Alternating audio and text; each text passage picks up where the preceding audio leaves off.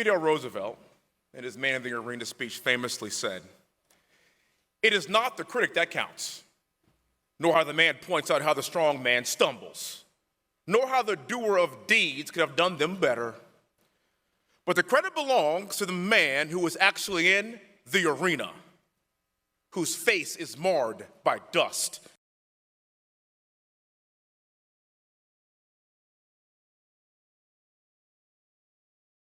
but who actually strives to do the deeds, who knows great enthusiasms in the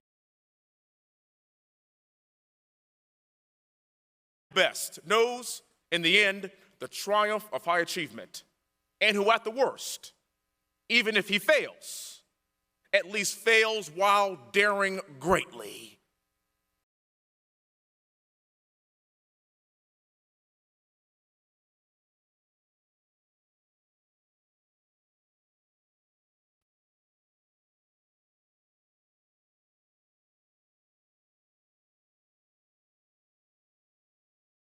Now is a time, ladies and gentlemen, for us to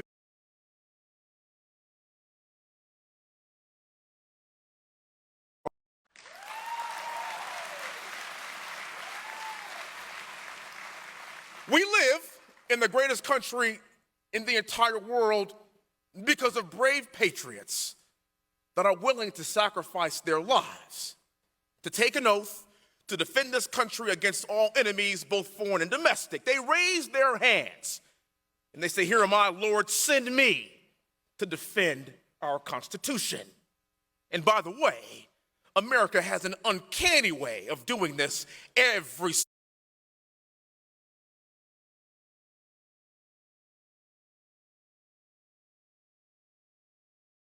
retired colonel in the Army, served 23 years in the military. My sister, who was 10 years older than me, went to West Point and my family first. She's West Point class of 1993. She's my hero. She served 23 years active duty as a military intelligence officer.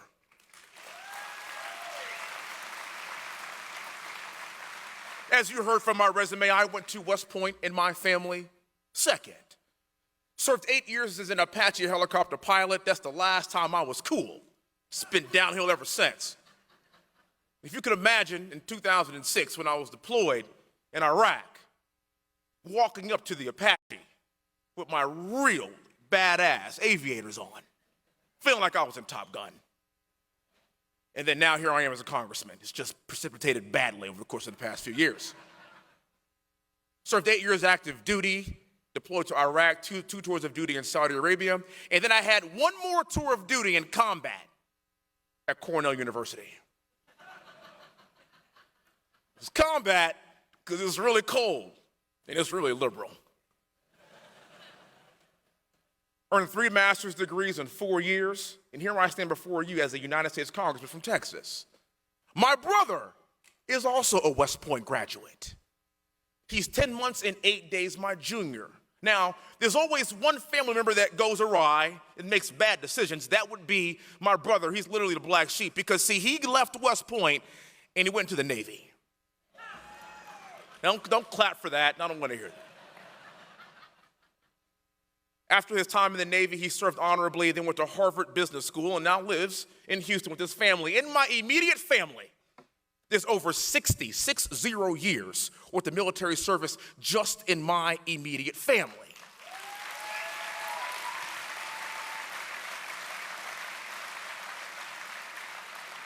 That's the thing that I am most proud of because it's not just my family. You see, there's families all over this country that sacrifice themselves for this country. At one point, my brother, sister, and I in 2006 were all deployed in combat at the same time. I was, of course, the coolest, flying Apaches in Baghdad. My sister was stationed in downtown the Green Zone, Baghdad, and my brother was in the Arabian Gulf for 3 months at the same time. We had a praying mother. But I tell you that because 14 of my West Point classmates did not make it home. They didn't see the age of 25 years old. These brave patriots gave their last full measure for us to sit in rooms like this and talk about how we're going to defend the Constitution for the future. and their service shall not be in vain.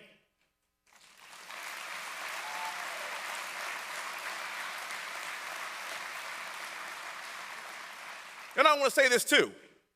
There were 14 white guys. And when I tell you that they didn't die for black people, for white people, or for Hispanic people, or for Asian people, they died for Americans.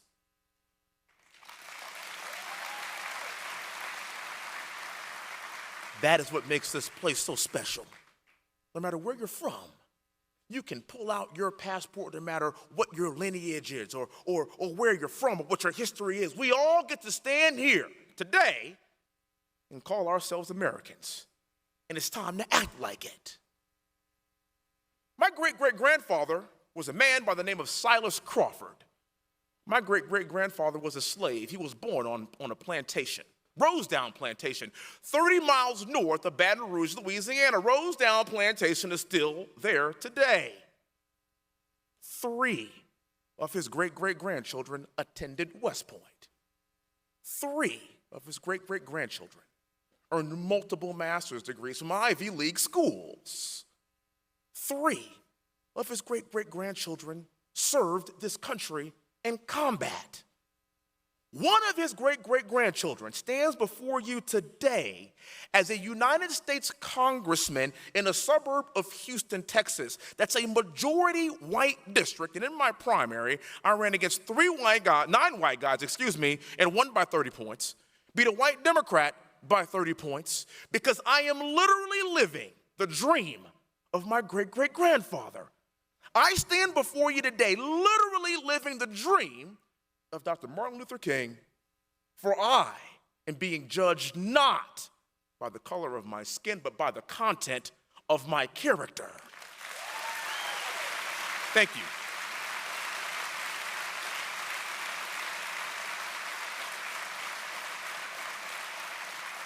Isn't that what the American dream is all about? I don't want to regress to the past. I don't care what you look like. I don't care what your race, religion, color, or creed is. Do you have grit? Do you want to work hard? Do you have determination?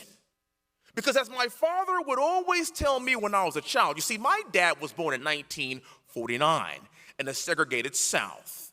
Keep in mind, the Civil Rights Act was passed in 1964, which means that my father never spent a classroom with a white person.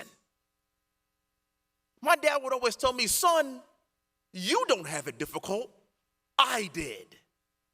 And you have absolutely no excuse to go out and achieve the American dream, for you are standing on the shoulders of giants. Therefore, it is your moral imperative to find a way to give back so others can stand on your shoulders, and do not allow this country to regress to the past. If you're not paying attention, the left is trying to divide us based on racial lines every single day. As I look at this crowd, I think I'm one of the few black people here. And that's okay. I don't care. Because in this crowd, what I see are fellow patriots. And what I see are fellow Americans. And we could all bond together on conservative values. And that, ladies and gentlemen, has no race, religion, color, or creed.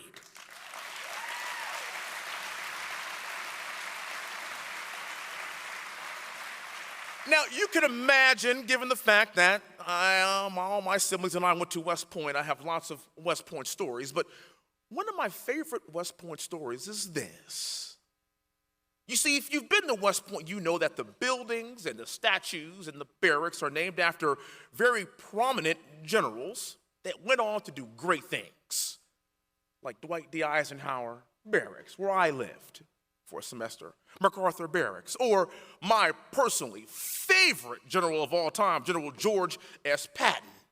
And his statue is prominently displayed in front of the library with his back facing the library because he graduated last in his class, and apparently he spent no time in the library.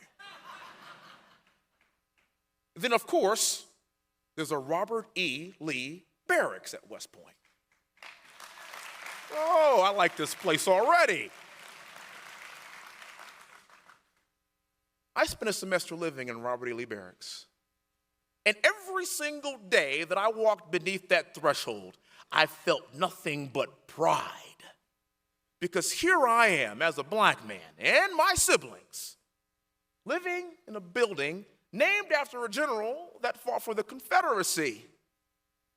And I thought to myself, damn, this is a great place to be. Because this is the quintessential definition of progress. And if the name on that building were anything different, then I wouldn't have this perspective. For I am not defined by a name on a building or by a statue. I am defined by being an American. And if we go ahead, thank you.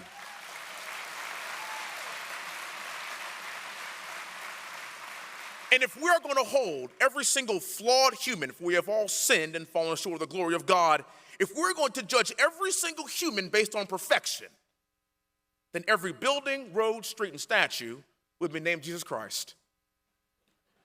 And that would be very confusing.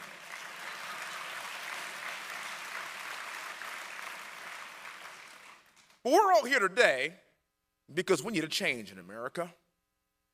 This has been a rough 3 going on 4 years.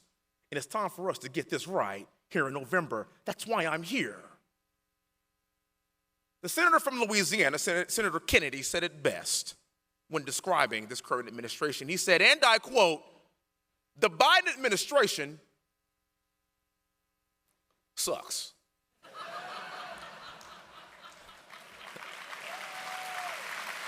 It's pretty good, isn't it? This is the definition of abject failure. This is the worst border crisis I've seen in my entire lifetime. And being from Texas, we are feeling it more than you could ever imagine. Almost 10 million people have entered our country illegally. Enough fentanyl has poured into our country to kill every American 6 times. This is ridiculous. This is actually not what I fought for. This is the worst economy I've seen in my lifetime. The world is laughing at us right now because we have a current commander-in-chief that talks to dead people. He doesn't know where he is. He can't find his way off a stage. If you ask him anything about foreign policy, he'll probably tell you what his favorite ice cream is. Serious. This current president has the worst approval rating of any president in modern history. Think about that. And his vice president, Kamala Harris, our border czar, has the worst approval rating of any vice president in the history of this country. And Dick Cheney, while he was vice president, shot somebody.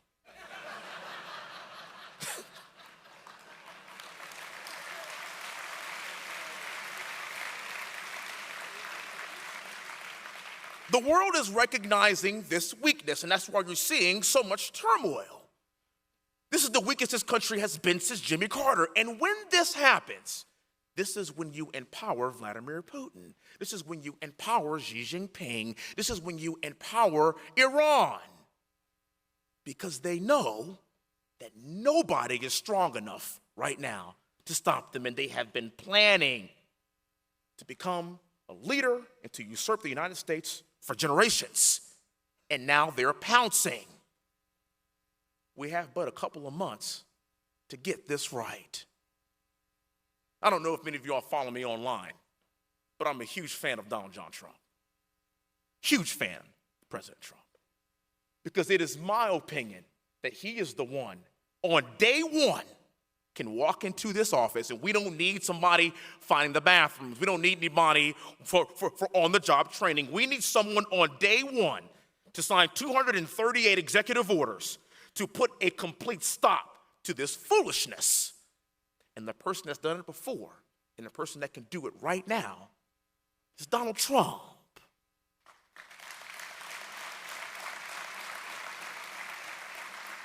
I had the pleasure a few months back on flying on his plane. It's a really nice plane. And we're sitting on his plane, he said, "Wesley, let me tell you something. They're not coming after me." You see all the witch hunts and all these indictments and all this crazy stuff that even somebody that's leaning to the left can say, this is a bit ridiculous. You're literally trying to take the leader of the party, the person that's going to win every single state in the primary, you're trying to take him off the ballot. He said, Wesley, they're not coming after me. They're coming after you. I'm just standing in their way. Thank you. No truer words have been spoken. And I understand that for many people, maybe President Trump is not your guy. But it's over. He is our guy, and it's time for the Republican Party to galvanize around President Trump together, for he is not the enemy. The enemy is Joe Biden and Kamala Harris in this current administration. We can't afford to have any more of this. For those of you who aren't a big fan of President Trump, I need you to get through your stages of grief right now, like yesterday. Chop, chop. We need you to get to acceptance right now. For we are fighting for the very soul of this country. And I can assure you, when President Trump comes back in office, watch how quickly the world will straighten up, because nobody wants that smoke.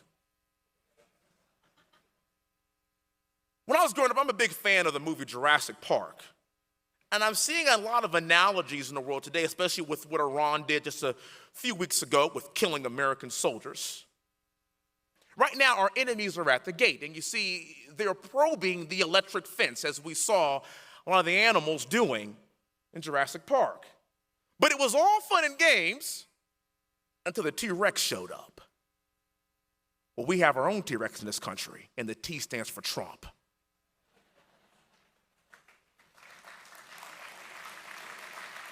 When he shows up, strength is back in America. Respect is back in America. World peace is back in America. Peace in the Middle East is back in America. The Abraham Accords are back in America. Israel will be safer. Our border will be far more secure. Ladies and gentlemen, this is not hard. It's not hard. We had it good. Now we have it bad. Let's make it good.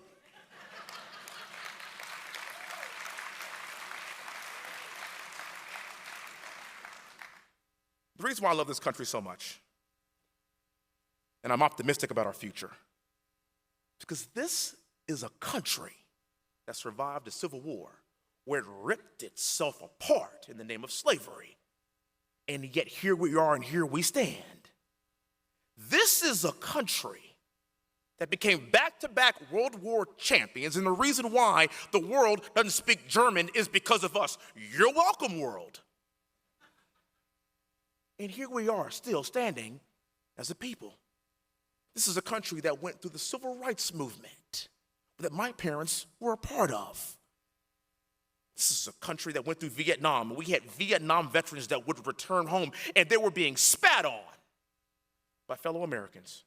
And I came home to a hero's welcome. This is a country that survived 9/11. I was a sophomore at West Point when 9/11 happened.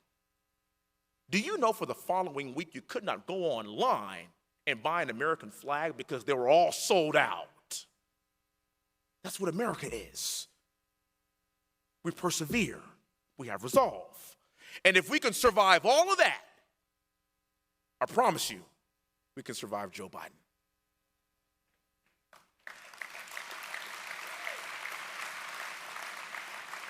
The soul of our country is at stake. The spirit of our future is at stake. But like President Trump, with that fighting spirit, that warrior ethos, that's what we have as a country, that strong American backbone that, I'm sorry, in spite of what anybody tells me, I know it exists today. It reminds me of the poem Invictus by William Ernst Henley. It goes, out of the night that covers me, black as the pit from pole to pole, I thank whatever gods may be for my unconquerable soul. In the fell clutch of circumstance, I have not winced nor cried aloud.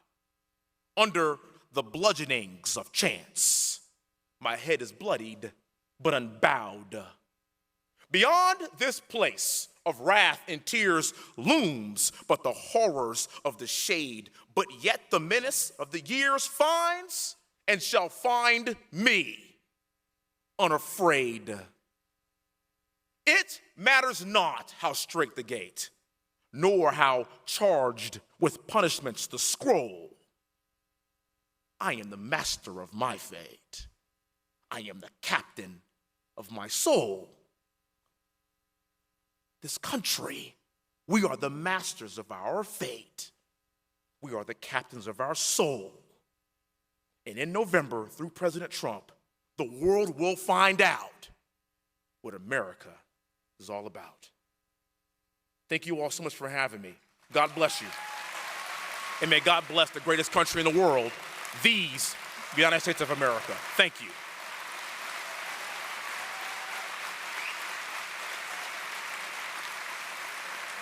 Thank you.